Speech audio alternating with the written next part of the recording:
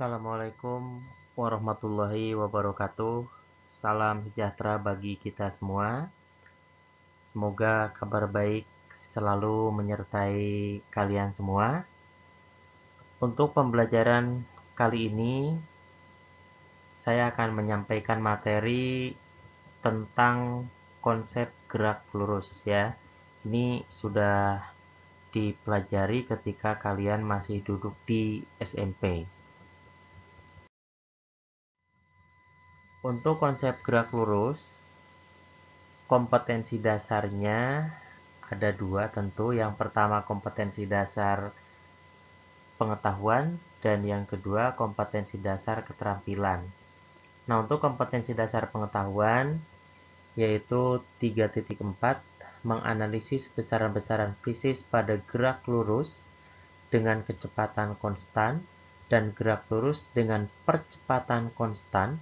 Berikut penerapannya dalam kehidupan sehari-hari, misalnya pada keselamatan lalu lintas.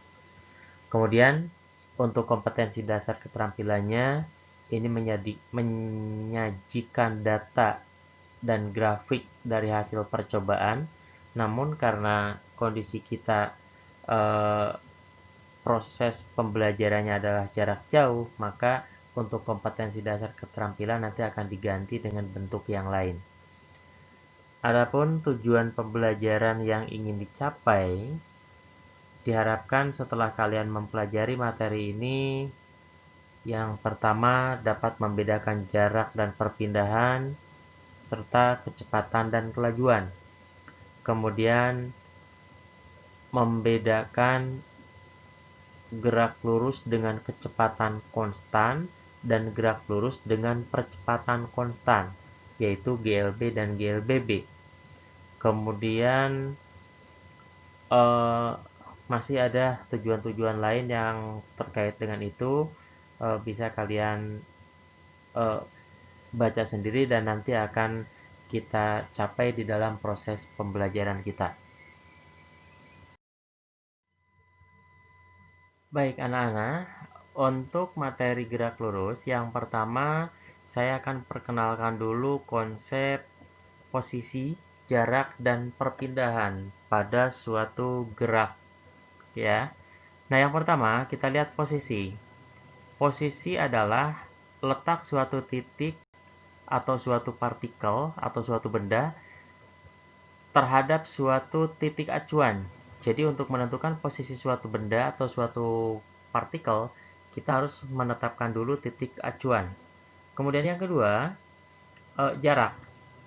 Jarak adalah panjang lintasan atau seluruh lintasan yang ditempuh oleh suatu benda dalam selang waktu tertentu. Jadi di sini untuk menentukan jarak yang ditempuh oleh suatu benda, kita tidak mengenal positif dan negatif. Kemudian yang ketiga, perpindahan.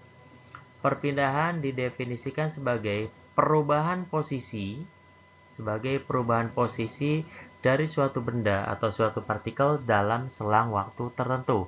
Karena ini merupakan perubahan posisi, maka nanti ada tanda positif, ada tanda negatif. Sehingga dengan demikian, jarak ini termasuk pada besaran skalar,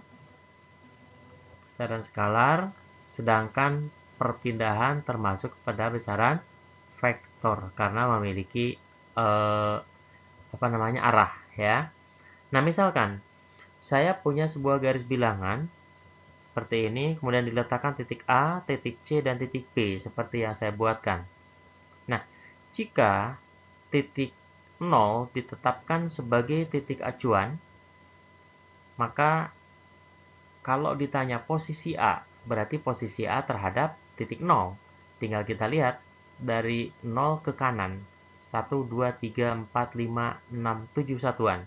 Berarti posisi A ada di 7 meter sebelah kanan titik O.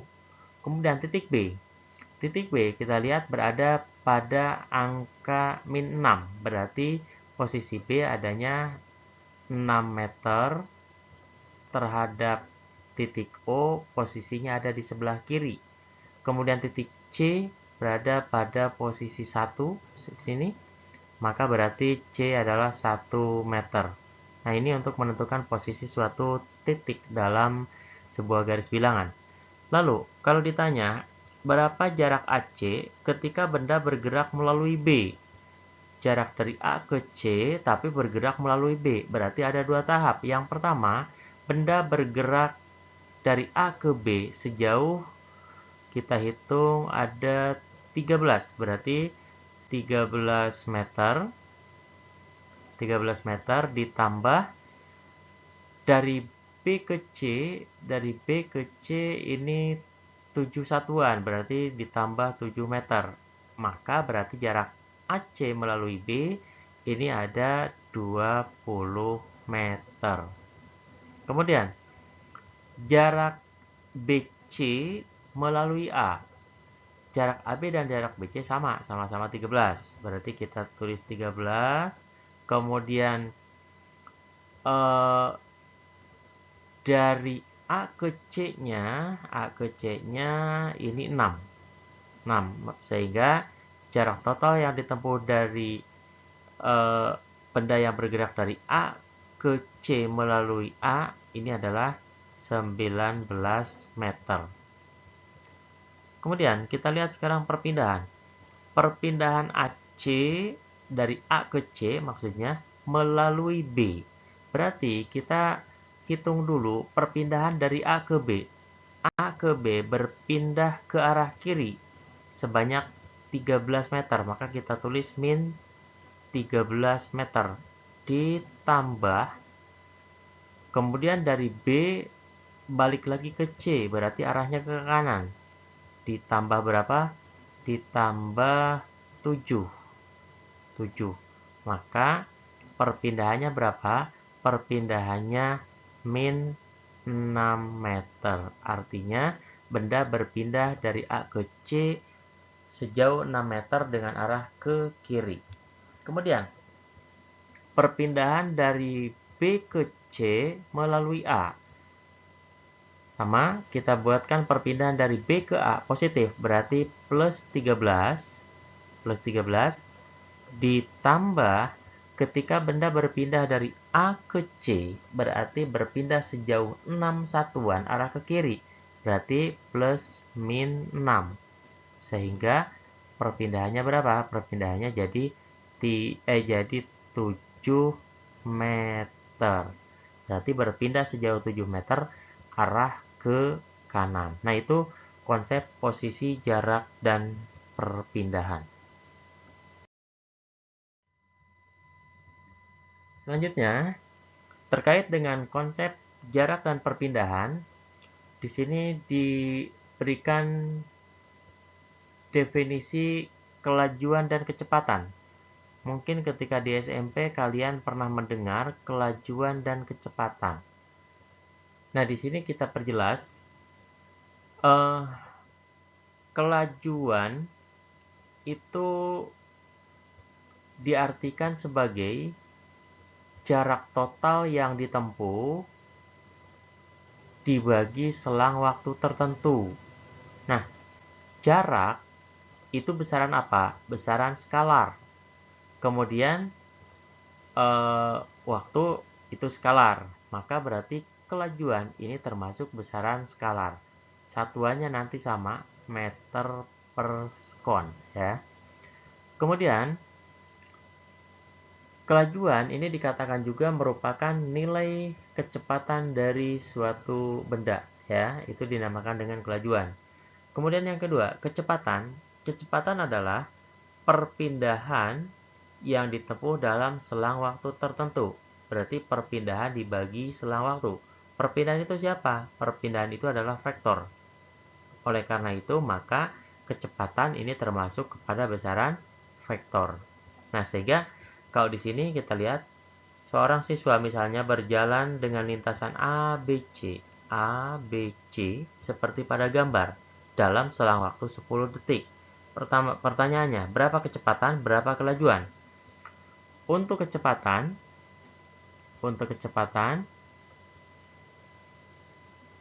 ini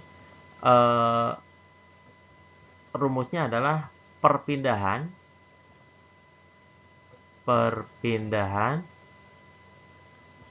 dibagi waktu. Nah, perpindahannya berapa? Perpindahannya itu kan dari posisi awal ke posisi akhir. Posisi awalnya di A, posisi akhirnya di C. Maka perpindahannya ini. Berapa ini?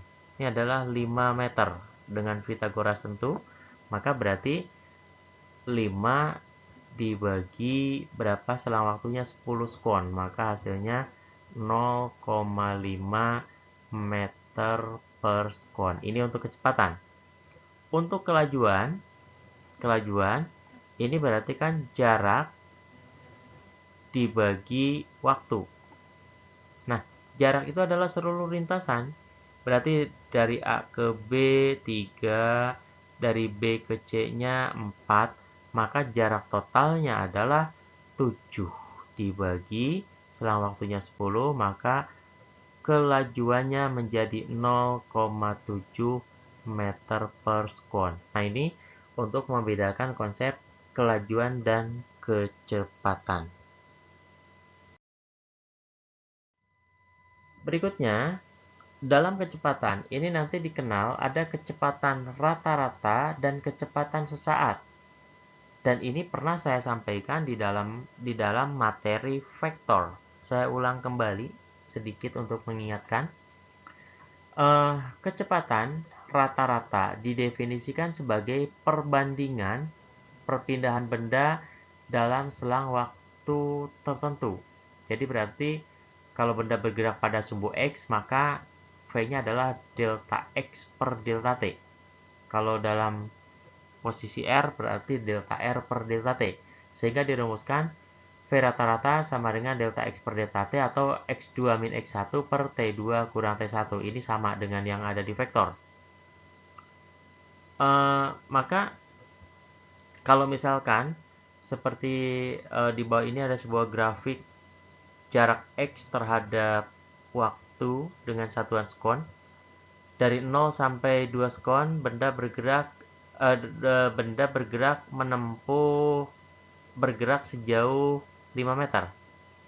Kemudian dari 0 sampai 6 sekon, benda bergerak sejauh 10 meter.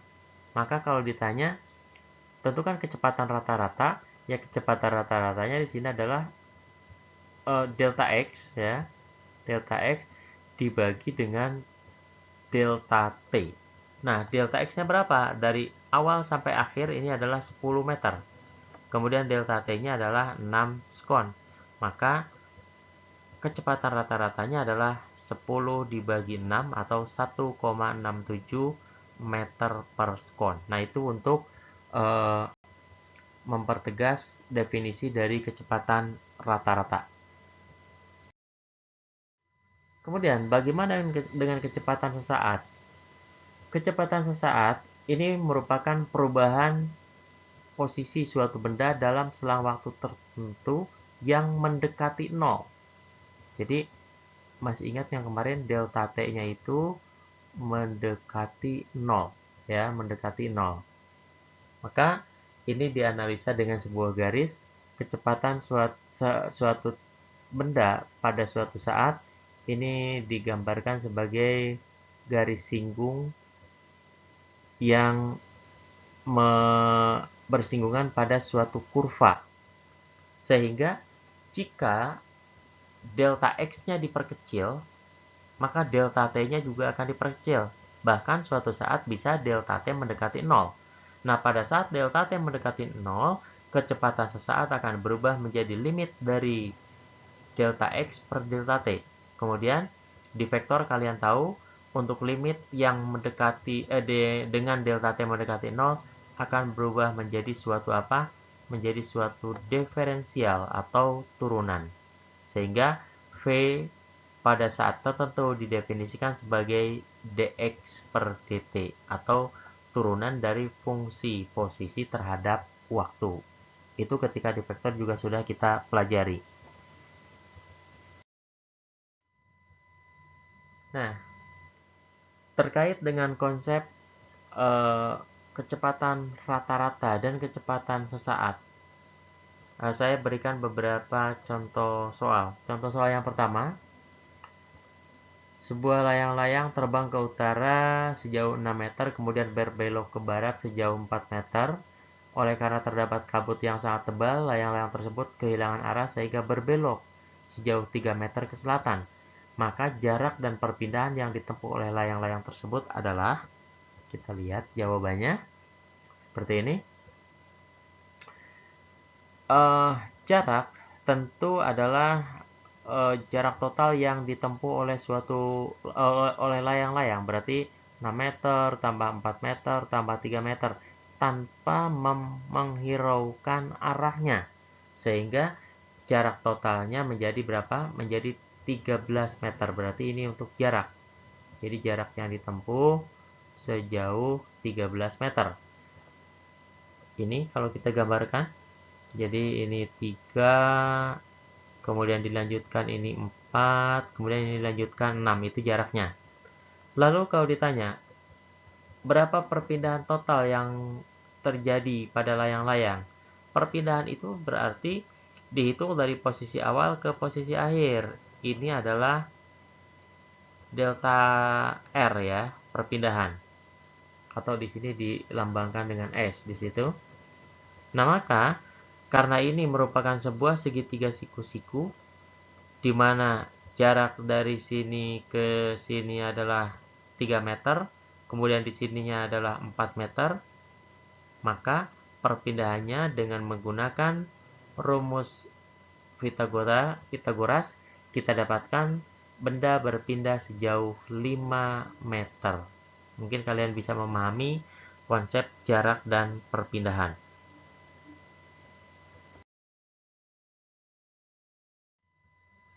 Lalu contoh soal yang kedua.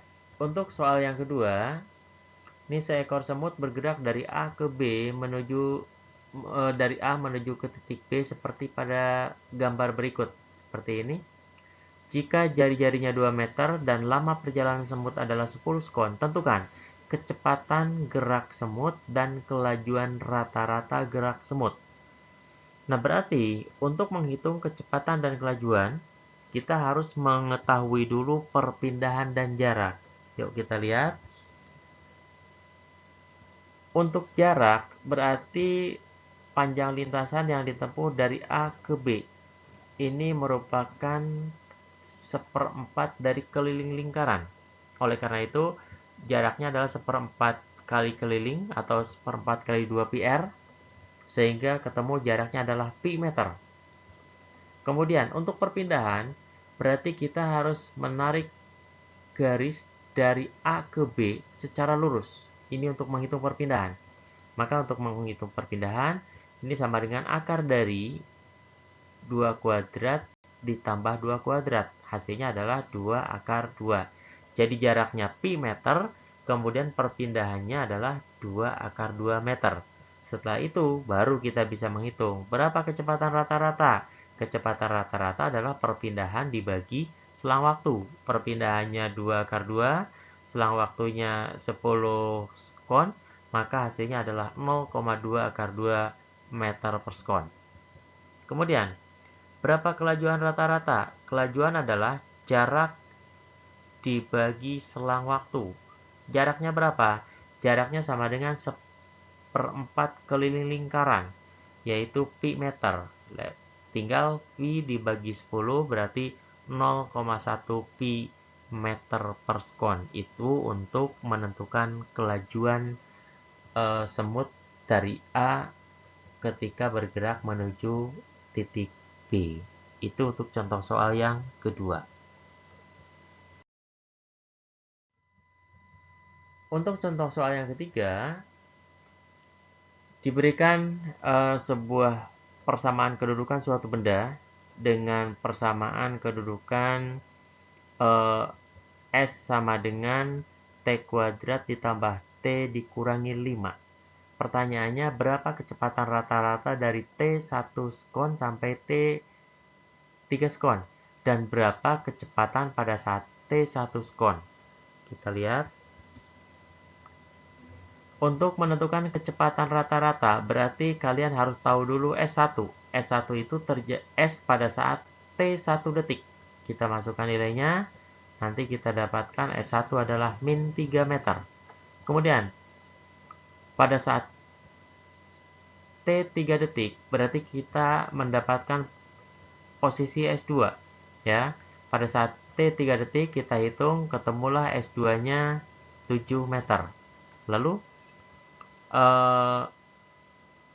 V rata-rata ini adalah delta S per delta T. Delta S itu posisi akhir dikurangi posisi awal. Berarti 7 dikurangi min 3. Dibagi selang waktu delta T. Delta T-nya berapa? Delta T-nya 2. Berarti 7 dibagi 3, 7 dikurang min 3, itu 10. Dibagi delta T-nya 2. Maka kecepatan rata-ratanya adalah 5 meter per sekon. Itu untuk jawaban A. Lalu untuk jawaban yang B, ditanya kecepatan pada saat T 1 detik. Nah, untuk menjawab kecepatan pada saat T 1 detik, ingat bahwa kecepatan itu adalah turunan dari fungsi posisi terhadap waktu. V sama dengan ds dt. Setelah diturunkan, hasilnya 2T plus 1. Lalu kita masukkan T sama dengan 1 detik. Kemudian kita hitung. Setelah dihitung, ketemulah kecepatan sesaatnya adalah 3 meter per sekon. Ini untuk contoh soal yang ketiga terkait dengan kecepatan rata-rata dan kecepatan sesaat pada suatu benda yang bergerak dalam sebuah persamaan gerak. Nah, baik, kita akan masuk kepada jenis gerak lurus dengan kecepatan konstan dan gerak lurus dengan percepatan konstan. Untuk gerak lurus dengan kecepatan konstan, ini dikenal dengan gerak lurus berubah beraturan atau GLB. Adapun ciri-ciri dari GLB, yang pertama, benda bergerak dengan lintasan lurus. Yang kedua, kecepatannya selalu konstan setiap saat. Dan yang ketiga, percepatannya 0. Ini adalah ciri-ciri dari GLB. Kalau kita perhatikan, di sini ada sebuah ilustrasi gambar mobil bergerak, di mana setiap satu skon, mobil menempuh jarak yang konstan, yaitu sebesar 10 meter. Ya. Kemudian di sini ada ilustrasi juga sebuah mobil sedan bergerak. Lalu kalau kita gambarkan dengan pita timer, di sini menunjukkan bahwa setiap saat mobil menempuh jarak yang sama. Nah, dari pergerakan mobil tersebut dapat digambarkan dengan 3 grafik. Yang pertama, grafik posisi terhadap waktu. Ini posisi selalu bertambah seraya waktu bertambah. Kemudian yang kedua, kecepatan terhadap waktu dari 0 sampai 15 detik. Ini kalau mobil diasumsikan bergerak dengan kecepatan 10 meter per detik, maka mobil tetap 10 meter per detik. Kemudian untuk grafik percepatan terhadap waktu, ini dari 0 sampai 15 detik dan seterusnya, nilai percepatannya selalu 0. Ini adalah ciri dari gerak lurus beraturan. Kemudian hasil ketikan pita timer saat suatu benda bergerak dengan kecepatan konstan ini dapat ditunjukkan seperti ini. Kalian lihat delta X-nya setiap selang waktu yang sama, ini delta X-nya sama besar. Sehingga kalau dibuatkan grafik jarak terhadap waktu, jika suatu benda bergerak dari posisi awal X0, maka di sini X terhadap waktu selalu linier. Artinya semakin lama benda bergerak, maka jarak yang ditempuhnya semakin besar. Kemudian kalau grafik kecepatannya ini konstan, seperti tadi dalam ilustrasi juga ada, sehingga jarak yang ditempuh oleh benda saat ber-GLB ini dapat dirumuskan dengan X sama dengan X0 ditambah V kali T, ya, di mana X0-nya adalah posisi awal, kemudian V-nya adalah kecepatan benda yang bergerak, lalu T-nya adalah selang waktu ketika suatu benda bergerak. Nah, ini untuk rumusan jarak yang ditempuh oleh suatu benda yang melakukan gerak lurus beraturan. Lalu yang berikutnya, kita akan masuk kepada gerak benda dengan percepatan yang konstan. Nah, untuk gerak lurus dengan percepatan yang konstan, terlebih dahulu saya akan ingatkan kembali dengan konsep percepatan yang telah kalian pelajari di vektor. Secara definisi, percepatan merupakan laju perubahan kecepatan yang terjadi setiap waktu. Ya, kalau di sini saya buatkan grafik kecepatan terhadap waktu t di sini, maka dalam selang waktu delta t, benda telah mengalami perubahan sebesar delta v. Maka percepatannya adalah delta v per delta t. Delta V-nya itu siapa? Delta V-nya itu adalah kecepatan akhir dikurangi dengan kecepatan awal dibagi selang waktu. Sehingga secara umum kecepatan suatu benda yang mengalami percepatan A setelah bergerak selama T detik, maka kecepatannya menjadi V sama dengan V0 ditambah A kali T. Itu untuk konsep percepatan. Kemudian, seperti halnya di dalam vektor, percepatan nanti kita mengenal dua jenis percepatan, yaitu percepatan rata-rata dan percepatan sesaat. Percepatan rata-rata didefinisikan sebagai perubahan kecepatan dalam selang waktu tertentu. Nah, ini rumusnya masih ingat, A rata-rata sama dengan delta V per delta T, atau V2 kurang V1 per T2 kurang T1. Kemudian untuk percepatan sesaat adalah limit dari percepatan rata-rata yang terjadi dalam selang waktu yang sangat kecil, sehingga delta T-nya mendekati 0. Maka, lagi-lagi untuk limit fungsi dengan delta T mendekati 0 secara kalkulus, ini dapat dinyatakan sebagai berikut. A, limit dari A rata-rata dengan delta T mendekati 0, ini sama dengan limit delta V per delta T dengan delta T mendekati 0, sama dengan turunan dari fungsi kecepatan terhadap waktu. Jadi, sama seperti di dalam vektor, bahwa untuk percepatan sesaat ini tidak lain adalah A itu sama dengan dv dibagi dt, ya. Jadi turunan dari fungsi kecepatan terhadap waktu. Nah, dengan mengenal gerak lurus dengan percepatan konstan, maka untuk jenis yang demikian ini disebut dengan gerak lurus berubah beraturan atau GLBB. Cirinya apa? Ciri dari GLB yang pertama tentu benda bergerak dengan lintasan lurus. Kemudian yang kedua, kecepatannya berubah setiap saat. Kemudian yang ketiga, terjadi percepatan atau perlambatan secara konstan. Nah, di sini nanti ada percepatan, ada perlambatan. Perhatikan grafik di bawah ini.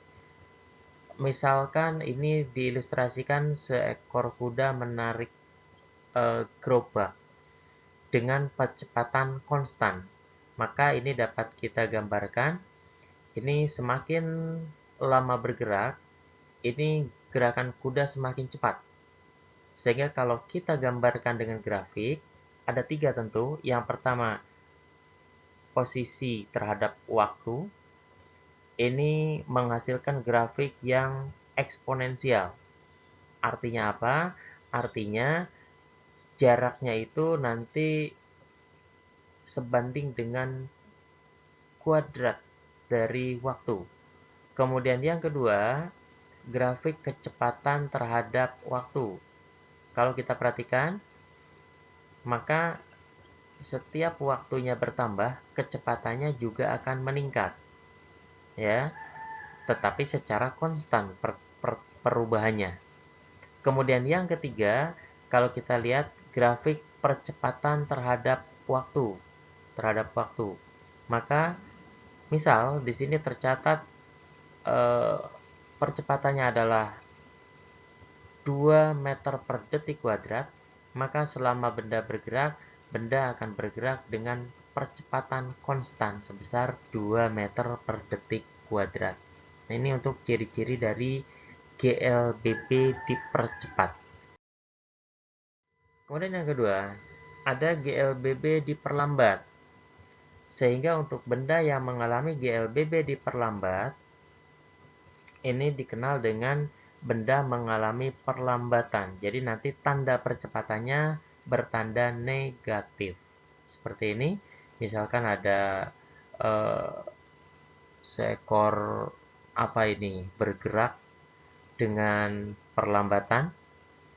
Mula-mula dia berlari kencang, kemudian makin lama, makin lambat, makin lambat, makin lambat, sampai suatu saat berhenti. Nah, ini dapat digambarkan dengan grafik. Pertama, jarak terhadap waktu. Ini nanti jaraknya akan berkurang secara eksponensial. Kemudian yang kedua, kecepatan terhadap waktu. Kecepatannya akan menurun atau berkurang secara linier dengan pengurangan kecepatan secara konstan. Sedangkan untuk grafik percepatan terhadap waktu ini menunjukkan bahwa nilai percepatannya atau perlambatannya konstan, ya, perlambatannya konstan. Nah, ini untuk benda yang bergerak lurus berubah beraturan dengan mengalami perlambatan.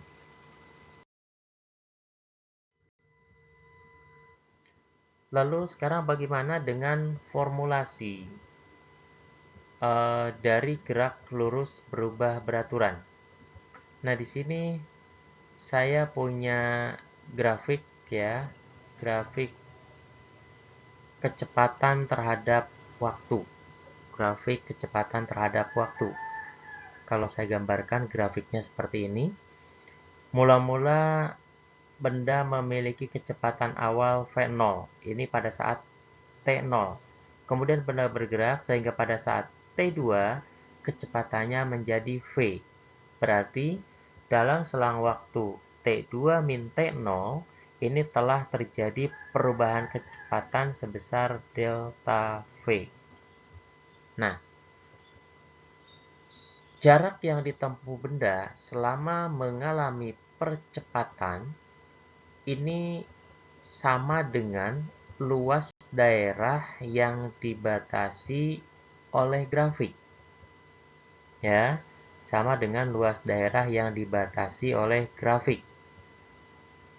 Sehingga karena ini berupa luas trapesium, ini bentuknya trapesium ini. Trapesium, maka luas daerahnya ini dapat dihitung dengan X sama dengan V0T ditambah setengah AT kuadrat. Ini rumus yang pertama untuk GLB B yang disebut dengan rumus jarak. Ya, ini rumus jarak. Di SMP juga sudah pernah kalian pelajari ini. Kemudian yang kedua, kecepatan benda yang mengalami percepatan, ini kecepatan akhirnya dirumuskan dengan V sama dengan V0 ditambah A kali T. Ini dikenal dengan rumus percepatan. Kenapa dikenal dengan rumus percepatan? Karena ini bisa juga diubah menjadi A sama dengan V kurang V0 dibagi dengan T. Sehingga rumus ini disebut juga dengan rumus percepatan. Kemudian yang ketiga, ternyata dengan menggabungkan kedua rumus dasar ini, kita akan memperoleh hubungan antara kecepatan akhir, kecepatan awal, percepatan, dan jarak yang ditempuh. Artinya kita bisa menghitung besaran-besaran tersebut jika waktunya tidak diketahui. Maka dengan penurunan, kita peroleh V kuadrat sama dengan V0 kuadrat ditambah 2AX. Ini rumus yang ketiga, sehingga kalau dirumuskan, rumus GLB seperti yang sudah kalian kenal di SMP ada 3, yaitu V sama dengan V0 ditambah A kali T, kemudian X sama dengan V0T ditambah setengah AT kuadrat, kemudian V kuadrat sama dengan V0 kuadrat plus 2AX. Nah, khusus untuk yang rumus jaraknya ini, jika posisi awal diketahui, maka rumusnya boleh kita tulis X sama dengan X0 ditambah V0 kali T ditambah setengah AT kuadrat. Ini kalau posisi awalnya diketahui. Ya, ini untuk rumus jarak jika posisi awalnya diketahui. Nah, ini adalah formulasi atau rumus-rumus yang berlaku pada gerak lurus berubah beraturan atau gerak lurus dengan percepatan konstan.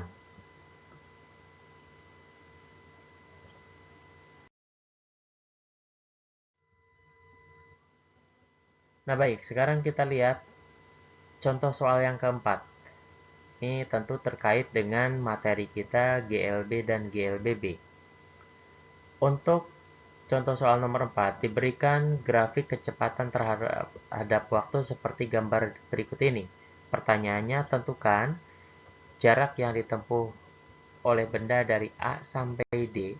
Yang pertama dengan analisa gerak lurus, dan yang kedua dengan menghitung luas daerah. Coba kita perhatikan jawabannya. Untuk analisa gerak lurus, di sini kalau kita perhatikan dari A ke B, ini adalah GLBB. Ya, GLBB. Sehingga kalau kita lihat di sini, pertama kita cari dulu percepatannya. Percepatannya adalah VT kurang V0 per delta T, sehingga kita peroleh percepatannya 2/3 ms kuadrat. Kemudian jarak yang ditempuhnya adalah rumusnya ini, X sama dengan V0T ditambah setengah AT kuadrat, sehingga ini X1 lah ya. Ini X1 sama dengan setengah kali 2/3 dikali 3 kuadrat, maka ketemulah 3 meter. Ini untuk perjalanan dari A ke B. Kemudian dari B ke C ini adalah GLB. Ya, dari B ke C ini adalah GLB, sehingga tinggal X2-nya adalah V kali T. V-nya tentu di situ 2, T-nya adalah 7 min 3, 4, berarti 8 meter. Kemudian dari C ke D, ini kembali ber-GLBB. Ya, ini kembali ber-GLBB. Sehingga percepatannya kita cari lagi. Percepatannya adalah 5 ini 5 dikurang 2 dibagi 2. 5 kurang 2 3/2. Jadi percepatannya 3/2 meter per detik. Ini kebetulan sama loh ya dengan ini, karena belum tentu nanti untuk dua kasus ini percepatannya sama. Ini kebetulan sama. Sehingga dengan demikian jarak X3 atau jarak dari C ke D dapat kita hitung. X3 sama dengan V0T ditambah setengah AT kuadrat. Setelah memasukkan angka, maka ketemulah X3 adalah 7 meter. Sehingga totalnya jarak yang ditempuh oleh benda selama bergerak dari A sampai D dalam 9 detik, ini adalah X1 tambah X2 tambah X3, sehingga jumlahnya menjadi 18 meter. Itu untuk jarak yang ditempuh dengan analisa gerak lurus. Kemudian yang kedua, bagaimana kalau kita menghitung dengan cara menentukan luas daerah di bawah grafik? Kalian perhatikan, dari A ke B, ini berupa segitiga. Berarti kita tinggal hitung luas segitiga. Alas kali tinggi bagi 2, hasilnya 3. Berarti 3 meter. Kemudian dari B ke C, ini adalah persegi panjang. Kalian tahu luasnya? Panjang kali lebar, berarti 2 kali 4 dapat 8. Kemudian dari C ke D, ini adalah trapesium. Trapesium itu luasnya kalian tahu adalah jumlah sisi-sisi yang sejajar kali tinggi dibagi 2. Sehingga kita peroleh luas dari CD ini adalah 7 meter. Sehingga luas total ketika benda bergerak dari A sampai D ini diperoleh 3 tambah 8 tambah 7 sama dengan 18 meter. Jadi artinya dengan analisa gerak lurus dan menghitung luas daerah di bawah grafik, ini akan memberikan hasil yang sama. Nah, ini untuk contoh soal nomor 4.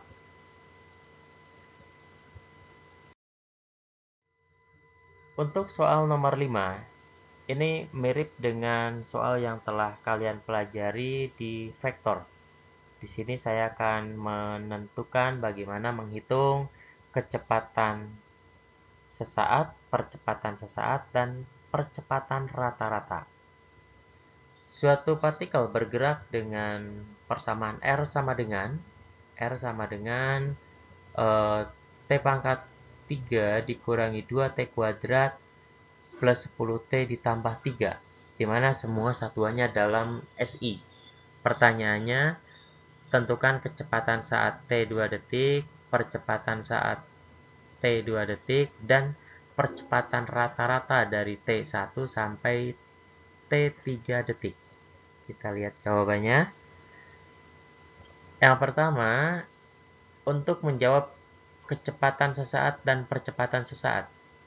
Dari persamaan gerak partikel R sama dengan T pangkat 3 dikurangi 2T kuadrat plus 10T plus 3, maka kecepatan ini tidak lain adalah turunan dari fungsi kecepatan. V sama dengan dr dt.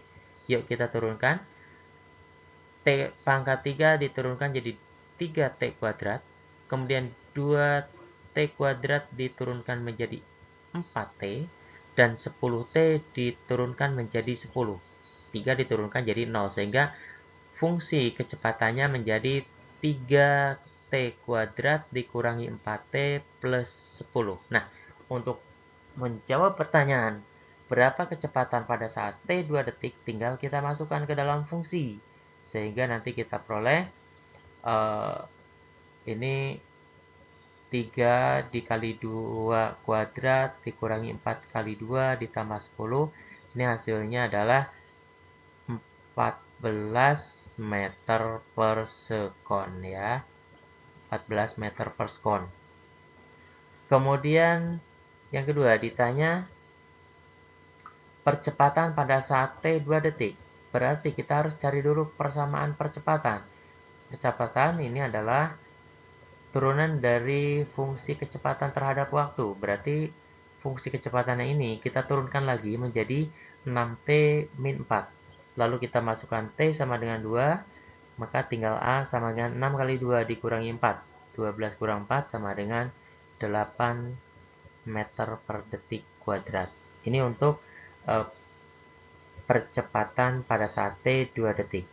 Lalu yang berikutnya, yang ketiga adalah percepatan rata-rata dari T1 sekon sampai T3 sekon. Nah, kita kembali lihat persamaan kecepatan. Di mana persamaan kecepatannya V sama dengan apa di situ 3T kuadrat 3T kuadrat dikurangi 4T kemudian ditambah 10. Ini adalah persamaan kecepatan setelah kita turunkan dari posisi. Lalu untuk menghitung V1 kita masukkan T1 detik, maka diperoleh 9 M per S. Kemudian untuk V2 kita masukkan T3 sekon, sehingga diperoleh 25 M per S. Maka Kalau ditanya berapa percepatan rata-rata, tentu adalah delta V per delta T. Kita masukkan, delta V-nya adalah 25 kurang 9, delta T-nya 3 kurang 1, sehingga dapat 16/2 atau 8 meter per detik kuadrat. Ini untuk contoh soal nomor 5. Lalu untuk contoh soal nomor 6, suatu partikel mengalami perlambatan konstan dari 30 meter per sekon menjadi 15 meter per sekon, di mana selama mengalami perlambatan, benda telah menempuh jarak sejauh 75 meter. Pada jarak berapa partikel tersebut akan berhenti? Dihitung dari posisi awal. Nah, ini untuk menjawabnya, sebaiknya saya gambarkan dulu ilustrasi pergerakannya. Pertama, benda menempuh jarak dari kecepatan awal berapa?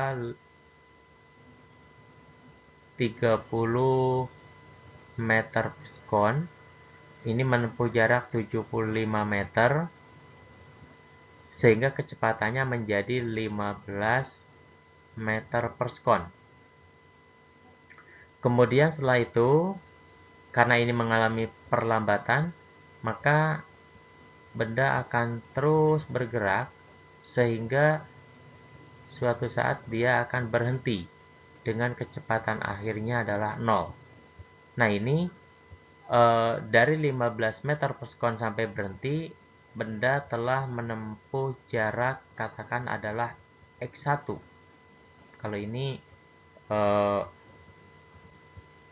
atau ini saya anggap X1, kemudian ini berarti X2. Nah, tugas kita adalah yang pertama tentukan dulu nilai perlambatan yang terjadi. Nah, untuk menghitung perlambatan, karena data yang diketahui hanya kecepatan awal, kecepatan akhir, dan jarak, maka kita gunakan rumus yang ketiga, yaitu V kuadrat sama dengan V0 kuadrat plus 2AX. Tetapi karena di sini benda mengalami perlambatan, maka rumus langsung saya gunakan minus di sini. Ya. Kalau percepatan berarti di situ plus. Kita masukin angka sehingga diperoleh nilai dari perlambatannya adalah 4,5 meter per detik kuadrat. Lalu dari perlambatan tersebut kita dapat menghitung jarak yang ditempuh dari 15 meter per detik sampai dengan berhenti. Saya katakan dengan X2 di situ. Maka rumusnya sama. Karena kita sudah mengambil perlambatannya positif, maka rumusnya harus negatif seperti ini. Jadi nanti VT kuadrat sama dengan V0 kuadrat min 2AX2. Nah, di sini yang menjadi V0-nya, ini bukan kecepatan awal yang 30, tetapi kecepatan yang 15. Sehingga, dan VT-nya atau kecepatan akhirnya ini adalah 0.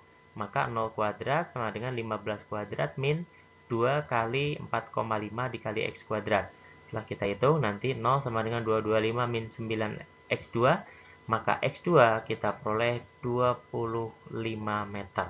Jadi, kalau ditanya berapa jarak yang ditempuh partikel itu dihitung dari posisi awal, ya tinggal X sama dengan X1 ditambah X2. Jadi 75 ditambah 25 meter. Jadi hasilnya 100 meter. Ini untuk contoh soal nomor 6. Lanjut kita dengan contoh soal yang ketujuh. Diberikan grafik kecepatan terhadap waktu dari gerak dua buah mobil A dan B.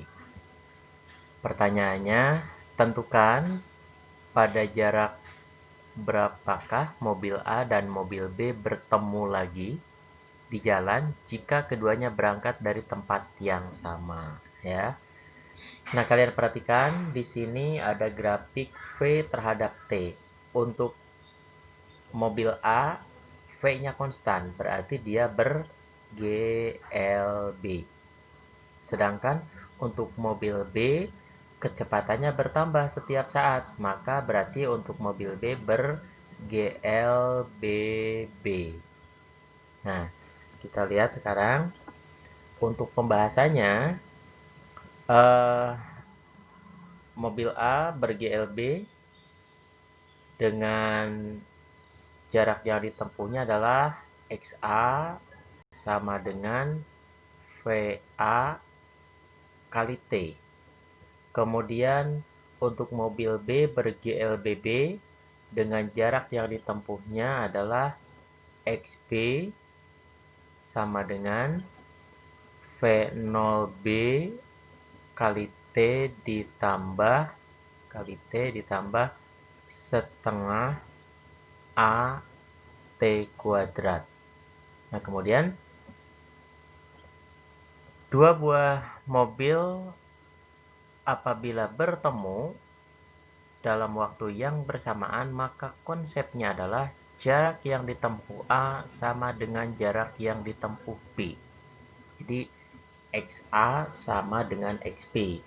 Ya sudah, tinggal kita masukkan rumus. XA-nya V0A kali T, kemudian XB-nya V0BT ditambah setengah AT kuadrat. Lalu kita masukin angka, maka ketemulah T-nya ada dua, yaitu 0 dan 40. Maka kita ambil T yang 40, ya. Nah, karena yang ditanya adalah pada jarak berapa kedua mobil itu akan bertemu kembali, ya kita boleh menghitung dari jarak A, boleh juga menghitung dari jarak B, karena nanti hasilnya sama. Nah, di sini dalam soal ini kita ambil dari XA, ya, dari XA. Itu XA sama dengan VA kali T, VA-nya 80, T-nya 40, jadi 3200 meter. Ini untuk contoh soal nomor 7.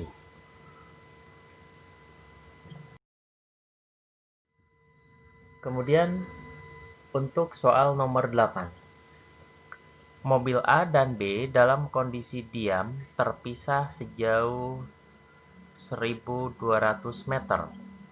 Jadi kalau saya gambarkan ini A, kemudian B, ini terpisah sejauh 1200 meter. Kedua mobil kemudian bergerak bersama-sama saling mendekati dengan kecepatan konstan, berarti baik A maupun B ber-GLB. Pertanyaannya, tentukan A, jarak mobil A dari tempat berangkat saat berpapasan dengan B. Kemudian B, waktu yang dibutuhkan oleh kedua mobil untuk saling berpapasan. Kemudian C, jarak mobil B dari tempat berangkat saat berpapasan dengan mobil A. Kita lihat jawabannya. Kira-kira pembahasan seperti ini, waktu yang ditempuh mobil A sama dengan waktu yang ditempuh oleh mobil B. Kemudian, karena berangkat yang bersamaan, berarti ini akan berlaku XA ditambah XB itu harus sama dengan 1200 meter. Nah, ini konsep kedua benda bertemu. Nah, sehingga kalau kita tulis seperti ini, boleh dong kalau misalnya XA-nya adalah XA, XA-nya adalah XA, maka XB-nya kalau dinyatakan dalam XA sama dengan 1200 dikurangi XA. Maka nanti akan berlaku karena waktunya sama, TA sama dengan TB, T itu adalah X per V, maka kita masukkan seperti ini. Ketemulah nanti 6XA ditambah sama dengan 4 kali 1200 min XA, maka ketemulah jarak A-nya adalah 480 meter saat berpapasan dengan B. Kemudian, pertanyaan B, waktu yang dibutuhkan oleh kedua mobil untuk bertemu. Nah, untuk menghitung waktu, boleh dari A, boleh dari B. Kita ambil dari A. XA sama dengan VA kali T. Maka dengan memasukkan XA-nya 480, dan VA-nya 40, ditemukan T adalah 12 kon. Jadi A dan B bertemu dalam waktu 12 kon. Kemudian pertanyaannya, jarak yang ditempuh oleh mobil B. Kita tinggal masukkan saja ke rumus ini. Boleh, jadi nanti atau boleh juga langsung XB sama dengan VB kali T. Jadi boleh ini, boleh juga ini. Nah, kita buat pakai XB sama dengan VB kali T, ditemukan XB-nya adalah 720 meter. Sehingga nanti kalau 720 meter ditambah 480, hasilnya 1200. Ini untuk contoh soal nomor 8. Jadi saya full memberikan contoh soalnya lumayan banyak, jadi supaya kalian bisa diputar berulang-ulang, kemudian bisa memahami, dan nanti kalau masih ada pertanyaan bisa ditanyakan kepada saya. Baik, kita lanjutkan dengan gerak lurus berubah beraturan pada gerak vertikal. Karena yang tadi kita bicarakan adalah GLBB pada arah horizontal. Sekarang ada GLBB pada gerak vertikal. Tentu saja kalau dalam gerak vertikal, percepatan yang dialami oleh benda tetap konstan, tetapi sebesar percepatan gravitasi bumi. Itu yang perlu kalian pahami dari gerak vertikal. Jadi setiap benda yang bergerak vertikal, entah itu jatuh bebas, entah itu gerak vertikal ke atas atau gerak vertikal ke bawah, percepatannya sama dengan percepatan gravitasi bumi. Nah, yang pertama untuk gerak vertikal, ini saya perkenalkan, yang pertama adalah gerak jatuh bebas, GJB. Ciri-ciri dari benda bergerak jatuh bebas, ini suatu benda yang berada pada ketinggian H, dijatuhkan tanpa kecepatan awal, jadi dilepaskan. Sehingga ciri-ciri dari gerak jatuh bebas, yang pertama lintasan lurus ke bawah. Betul, arahnya ke bawah. Benda jatuh tanpa kecepatan awal, berarti V0-nya 0. Kemudian benda mengalami percepatan. Karena mengalami percepatan sebesar percepatan gravitasi, maka G untuk benda yang bergerak ke bawah bertanda positif. Ya, bertanda positif. Kemudian berlaku persamaan begini. Dari rumus X sama dengan V0T ditambah setengah AT kuadrat, ini dapat diubah ke dalam bentuk gerak vertikal, di mana nanti X-nya jadi H, kemudian A-nya percepatannya diubah menjadi percepatan gravitasi G. Sehingga rumusnya H sama dengan V0T ditambah setengah GT kuadrat. Nah, ingat, ini kecepatan awalnya nggak ada, 0. Oleh karena itu, tinggal H sama dengan setengah GT kuadrat. Sehingga kalau ditanya, berapa waktu yang dibutuhkan untuk benda saat jatuh sampai ke tanah, tinggal T sama dengan akar 2H per G. Ya, ini untuk menghitung waktu yang dibutuhkan ketika benda sampai di tanah. Kemudian, yang kedua, dari rumus V kuadrat sama dengan V0 kuadrat plus 2AX, maka ini berlaku juga V kuadrat sama dengan V0 kuadrat ditambah 2GH. Ingat, V0 ini apa? V0 ini kecepatan saat dijatuhkan, 0. Lalu V ini apa? V ini adalah kecepatan saat benda sesaat sebelum sampai di tanah. Nah, Maka karena V0-nya tidak ada, maka untuk benda yang melakukan gerak jatuh bebas, kecepatannya sesaat sampai di tanah, ini dapat dirumuskan V sama dengan akar 2GH. Ya. Ini untuk benda yang mengalami gerak jatuh bebas. Kemudian yang kedua, gerak vertikal ke atas. Apa itu gerak vertikal ke atas? Ciri-cirinya adalah lintasan lurus arah ke atas. Kemudian pada saat benda mencapai titik tertinggi, ini kecepatannya 0. Berarti kecepatan awalnya ada, kecepatan akhirnya yang tidak ada. Kemudian benda akan mengalami perlambatan sehingga G-nya nanti bernilai negatif. Berlaku persamaan H sama dengan V0T ditambah setengah GT kuadrat. Tetapi ingat nanti G-nya negatif sehingga di sini tidak plus, tetapi di sini harus minus.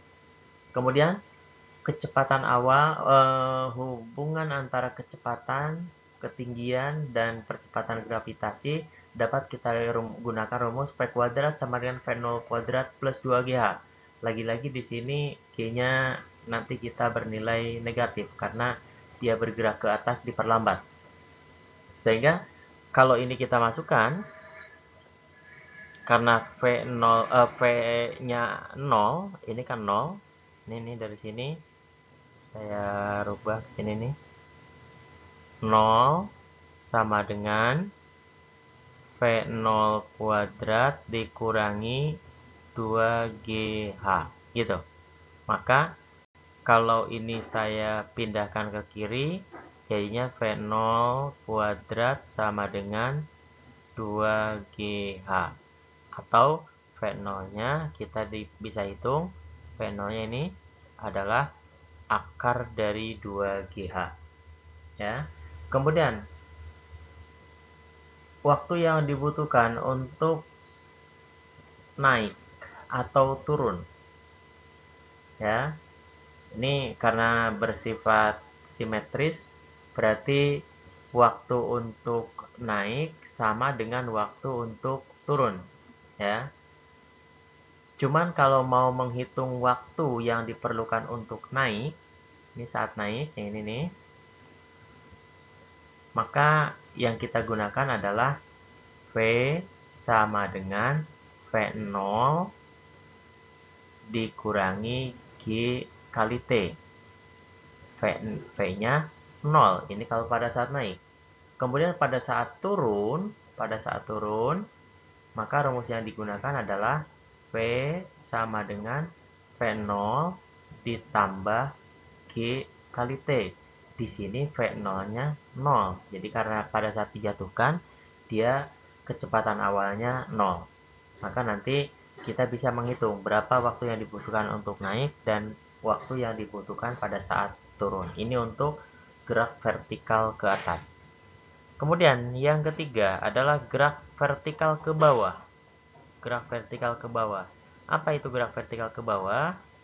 Ini prinsipnya hampir sama dengan gerak jatuh bebas, tetapi V0-nya tidak 0. Berarti ada kecepatan awal yang diberikan pada saat benda bergerak ke bawah. Sehingga ciri-cirinya lintasan lurus ke bawah, benda jatuh bebas diberi kecepatan awal, berarti V0-nya tidak 0, percepatan gravitasi buminya positif, sehingga berlaku H sama dengan untuk ketinggiannya atau jarak yang ditempuh oleh benda, H sama dengan V0T ditambah setengah G T kuadrat. Ya, V0T ditambah setengah GT kuadrat. Kemudian kecepatan sampai di tanah, ini V sama dengan V0 ditambah GT. Dan berlaku juga persamaan V kuadrat sama dengan V0 kuadrat plus 2GH. Di sini tidak ada yang bernilai 0. Ini untuk gerak vertikal ke bawah.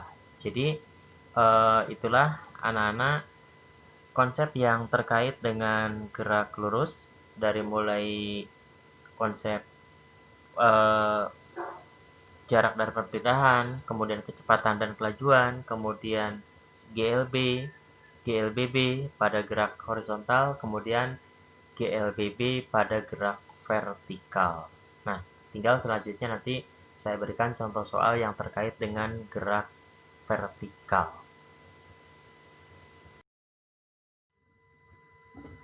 Nah, ada beberapa contoh untuk gerak vertikal. Ini contoh soal nomor 9. Sebuah bola bermasa 0,1 kg dilepaskan dari ketinggian 5 meter. Jika G-nya 10 m per s kuadrat, maka kecepatan benda saat ketinggiannya 1 meter di atas tanah adalah. Kita lihat di sini 1 meter di atas tanah. Kalau saya gambarkan, katakanlah ini adalah tanah. Ini kecepatan awalnya dijatuhkan 0 dari ketinggian 5 meter. Nah, yang ditanya adalah 1 meter di atas tanah. Berarti H yang sudah ditempuh oleh benda ini adalah berapa? 5 kurang 1, yaitu 4 meter. Maka nanti kita gunakan H-nya adalah 4 meter. Yang ditanya adalah VT, kecepatan akhir. Nah, kita gunakan VT kuadrat sama dengan V0 kuadrat plus 2GH. Atau kalau saya biasanya V kuadrat sama dengan V0 kuadrat ditambah 2GH. Nah, karena ini 0, maka tinggal kita V kuadrat sama dengan 2 kali 10 kali 4. Hasilnya 80, maka V atau kecepatan saat ketinggian 1 meter adalah akar dari 80 atau 4 akar 5 meter per sekon. Ini mudah untuk contoh soal nomor 9.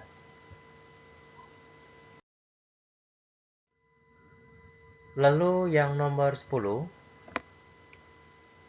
Pak polisi menembakkan pistol ke atas dengan kecepatan peluru 60 meter per sekon. Apabila percepatan gravitasinya 10 meter per detik kuadrat, berapa ketinggian peluru saat waktu 2 detik? Nah, ini berarti jenisnya gerak vertikal ke atas, ya, dimana memiliki kecepatan awal 60 sekon. Maka untuk itu kita ketahui dulu V0-nya 60, kemudian T-nya 2 sekon yang diminta, kemudian percepatan gravitasinya 10. Nah, kita gunakan H sama dengan V0T dikurangi setengah GT kuadrat. Ini langsung saya kurangi karena geraknya ke atas. Geraknya ke atas berarti diperlambat. Kemudian saya masukkan angka semuanya sehingga ketemu ketinggian benda setelah bergerak selama 2 detik adalah 100 meter. Ini untuk contoh soal yang ke-10. Kemudian untuk contoh soal yang ke-11, sebuah benda dilemparkan vertikal ke atas dengan kecepatan awal 20 meter per detik. Berapa ketinggian benda tersebut saat kecepatannya mencapai 5 meter per detik? Ini sebetulnya sama dengan contoh soal nomor 10, tetapi beda yang ditanyakan, hanya itu. Kita lihat.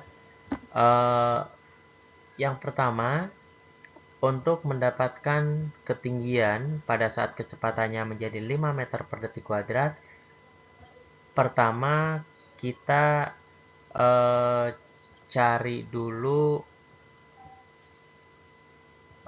waktu. VT sama V0 dikurangi GT, VT-nya 5, kemudian V0-nya 20 min 10T, kemudian kita dapat T-nya 1,5. Setelah ketemu 1,5, maka H sama dengan V0T dikurangi setengah GT kuadrat, dimasukin, dapatlah 18,75 meter. Ini untuk perhitungan kalau kita mencari waktu dulu.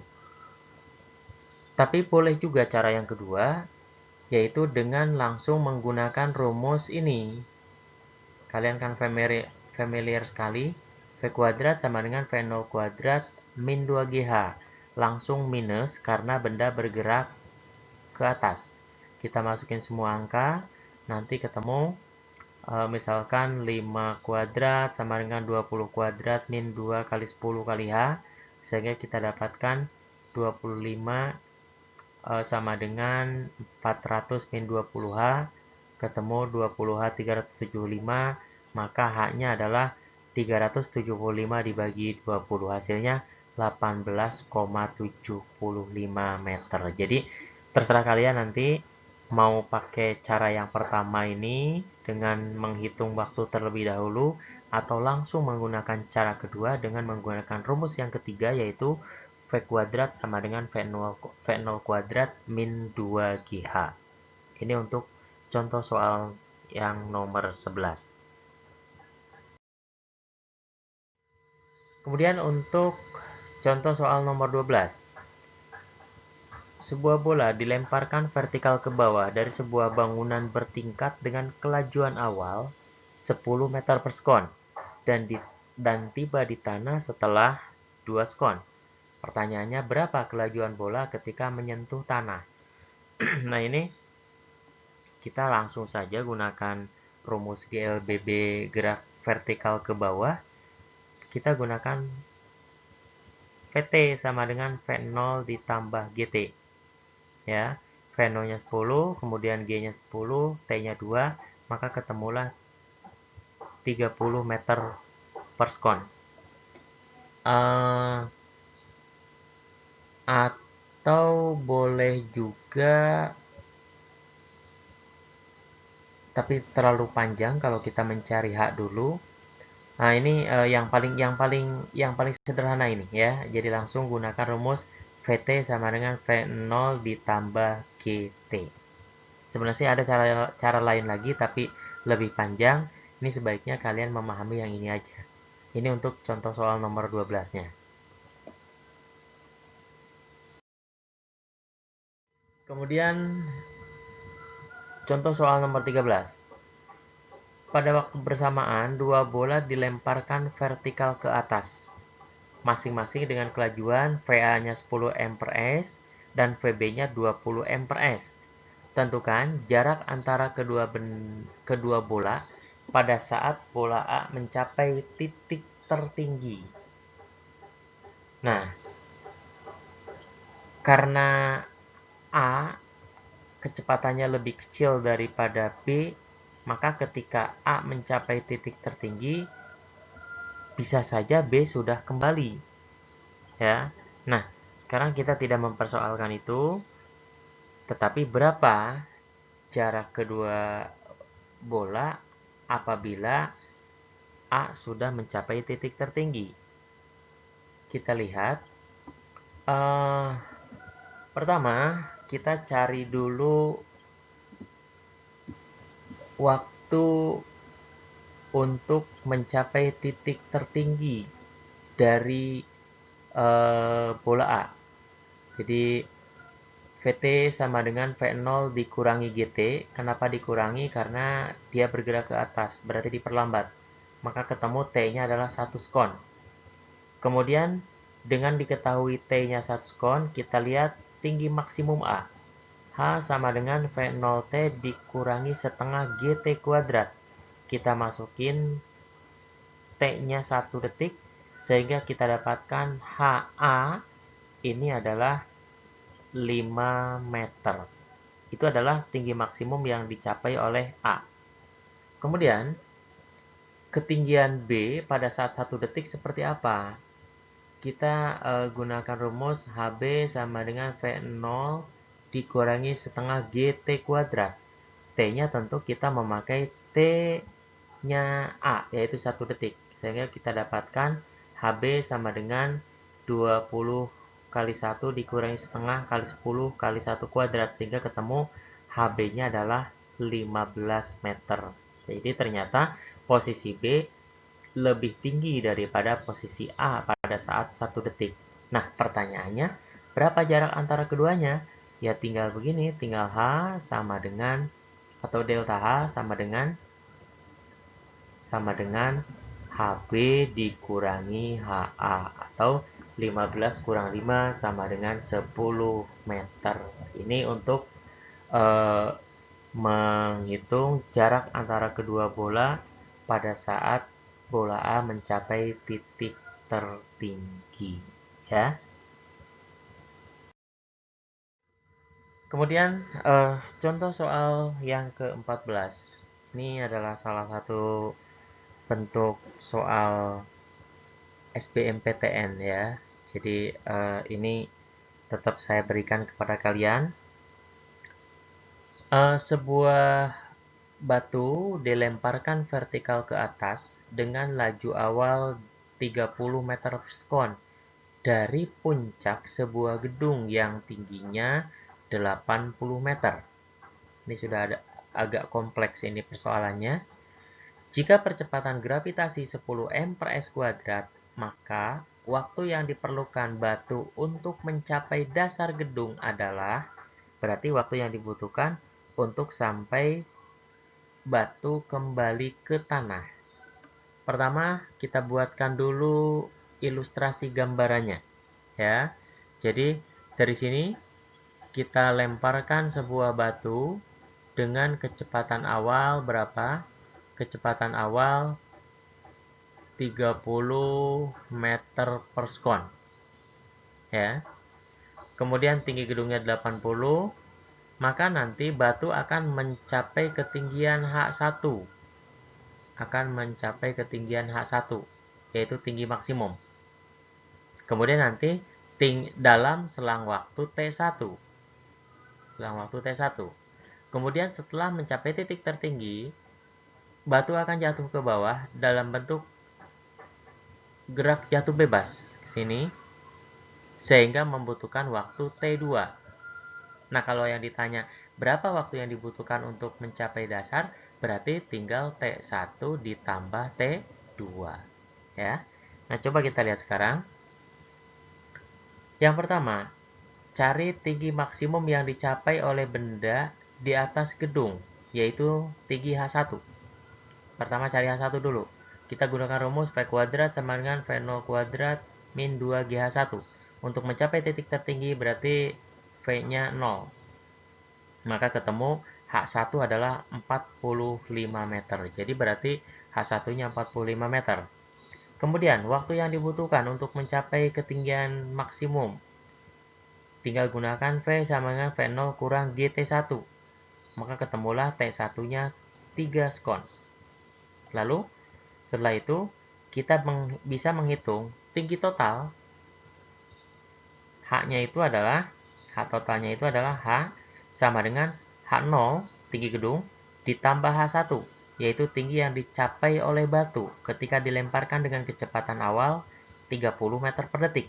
Sehingga tinggi total adalah 125 meter. Nah, dengan ketinggian tersebut, maka kita bisa menghitung berapa waktu yang dibutuhkan ketika benda jatuh dari ketinggian 125 meter.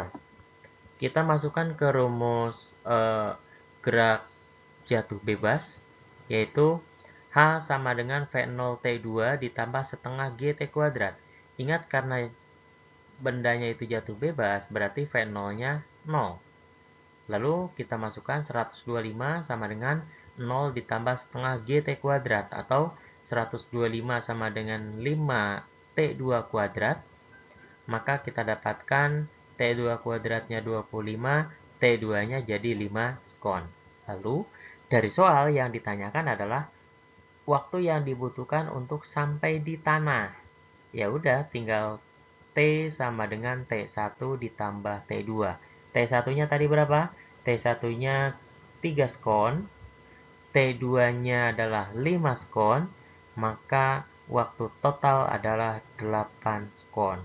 Ini untuk jawaban soal nomor 14. Jadi, itulah anak-anak sekalian, materi kita yang terkait dengan gerak lurus. Kalian tinggal mempelajari contoh-contoh soal yang saya berikan dalam PPT ini.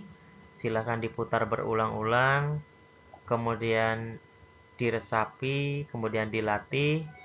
Dan kalau ada hal-hal yang masih yang tidak jelas, yang kurang jelas, silakan kalian bertanya langsung kepada saya melalui media sosial yang ada.